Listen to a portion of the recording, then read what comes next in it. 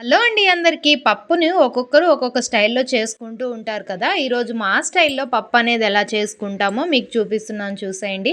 మేము కూడా రెగ్యులర్‌గా ఇదే ఫాలో అవుతామని చెప్పను. ఒక్కొక్కసారి ఒక్కొక్కలాగా చేసుకుంటూ ఉంటాము. అందులో ఇదొక రకం అండి. ఇప్పుడు నేను చెప్పే విధంగా గాని మీరు పప్పు చేసుకున్నట్లయితే మళ్ళీ దీనికి సెపరేట్‌గా పోపు అనేది పెట్టుకోవాల్సిన అవసరం లేదు. టేస్ట్ కూడా చాలా బావుంటుంది. దీనికోసం ముందుగా కందిపప్పుని తీసుకొని ఒకసారి బాగా వాష్ చేసి ఒక 20 మినిట్స్ పాటయితే నానపెట్టుకోవాలి.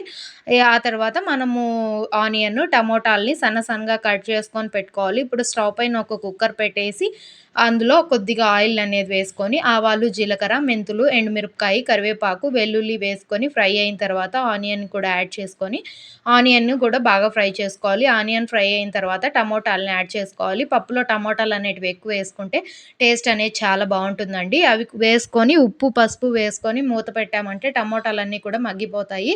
ఆ తర్వాత మనం నానబెట్టుకున్న కందిపప్పును వేసేసుకొని, కొద్దిగా చింతపండుని యాడ్ చేసి, ఒకసారి బాగా మిక్స్ చేసి, ఒక 5 మినిట్స్ ఉన్న తర్వాత, కొద్దిగా వాటర్‌ననేది యాడ్ చేసుకొని, కుక్కర్ మూత పెట్టి 3 విజిల్స్ వచ్చే వరకు కుక్ చేసుకొని, ఆ తర్వాత పప్పుని మెత్తగా రుబ్బేసుకున్నామంటే, ఎంతో టేస్టీగా ఉండే పప్పనేది రెడీ అవుతుంది. వీడియో నచ్చితే సబ్స్క్రైబ్ చేసుకోండి.